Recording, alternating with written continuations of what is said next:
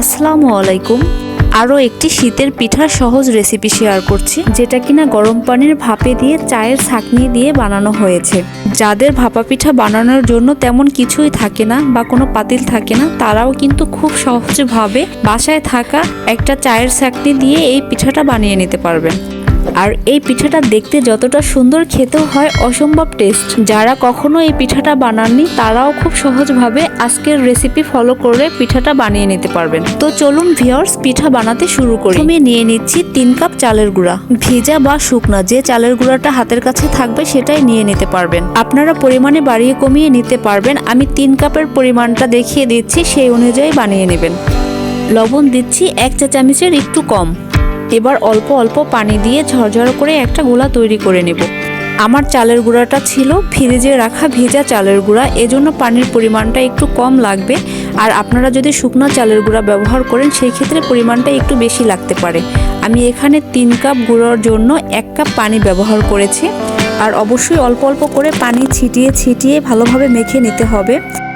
পানি দিতে দিতে যখন দেখবেন হাতে মুঠো করলে মুঠোর ভিতরে একটা মুঠো হয় এবং আস্তে ভেঙে দিলে সুন্দর ঝরঝরা হয়ে যায়, তখন বুঝে নিতে হবে যে ভাপা পিঠার জন্য গোলাটা একদম সুন্দরভাবে হয়ে গিয়েছে।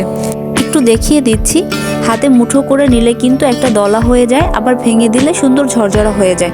এবার এই গোলাটাকে একটা চালনির সাহায্যে ভালোভাবে চেলে নেব। হাতের কাছে এইরকম চালনি না থাকলে আপনারা প্লাস্টিকের যে ঝাঁপি থাকে বা বাঁশের চালনি থাকে অনেকের ঘরে, সেগুলো দিয়ে চেলে নিতে পারেন। আর এই কাজটা কিন্তু মোটেও কঠিন না, যে কেউ খুব সহজেই এই পিঠাটা বানিয়ে নিতে পারেন। আমি সবগুলোকে ভালোভাবে চেলে নিয়েছি। এটা চেলে অবশিষ্ট কিছুই বের হবে না। চেলে নিতে হবে এই কারণে যাতে খুব ভালোভাবে ঝরঝরা হয়। আমি দেখিয়ে দিচ্ছি। এরকম করে নেওয়ার পরে এটা পিঠা বানানোর জন্য একদম রেডি। আমি নারকেল কুড়িয়ে নিয়েছি আর কিছু গুড় গ্রেট করে নিয়েছি।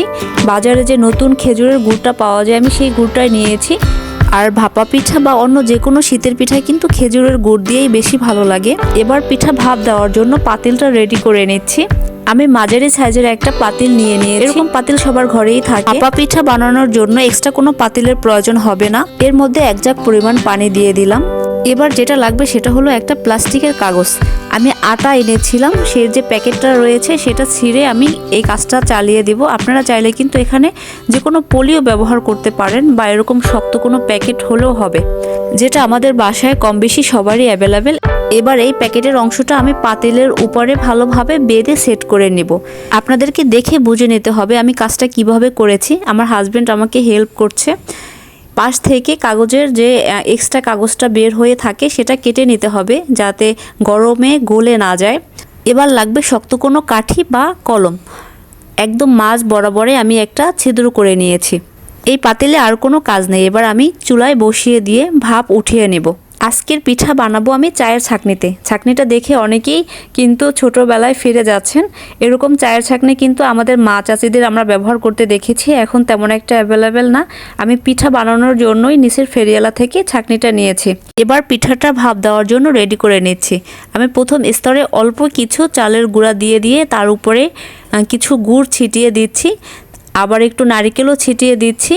এরপর আবারও একটু চালের গুঁড়া দিয়ে দ্বিতীয় স্তরে আমি কিছু গুড় ছিটিয়ে দিব। গুড়ের উপরে আবার নারিকেল ছিটিয়ে দিব। নারিকেলটা দিয়ে এরপরে আরও অল্প কিছু চালের গুঁড়া দিয়ে আমি পুরোটা কোট করে দেব। এখানে কিন্তু চেপে চেপে সেট করার কোনো প্রয়োজন নেই। এদিকে আমি যে পাতিলটা চুলায় বসিয়েছি সেখান থেকে ভাপ উঠে এসেছে। এবার আমি জাস্ট সেট করে দিলাম পিঠাটা। দেখে হয়তো বুঝতে পেরেছেন কিভাবে। 6 থেকে 7 সেকেন্ডও লাগে না এই পিঠাটা বানাতে। দেওয়ার সঙ্গে সঙ্গেই কিন্তু ভাপ উঠে পিঠাটা হয়ে গিয়েছে। দেখতেই পাচ্ছেন কতটা পারফেক্টভাবে পিঠাটা হয়ে গেছে। 10 সেকেন্ডও লাগেনি পুরো পিঠাটা বানাতে। আমি আরও কয়েকটা পিঠা বানিয়ে দেখিয়ে দিচ্ছি। খুব ইজিভাবে কিন্তু এই পিঠাটা আপনারা বানিয়ে নিতে পারেন। আর এত কম সময়ে যে ভাপা পিঠা বানানো যায়, নিজেরা বাসায় ট্রাই না করলে বুঝতেই পারবেন না। পিঠাটা সত্যিই কিন্তু অনেক পারফেক্টভাবে হয়ে যায়। 6 থেকে 7 সেকেন্ড লাগে এক একটা পিঠা বানাতে। আর শীতের পিঠার মধ্যে অন্যতম একটা পিঠা হলো ভাপা পিঠা, যেটা ছাড়া আসলে শীতটা জমেই না। ফ্যামিলির সবাইকে নিয়ে একসঙ্গে বসে গরম গরম ভাপা পিঠার খাওয়ার মজাটাই কিন্তু আলাদা। রেসিপিটা সবার কাছে ভালো লেগেছে এবং খুব সহজ লেগেছে। যদি ভালো লাগে একটা লাইক দিবেন আর সবসময় পাশে থাকবেন। আল্লাহ হাফেজ।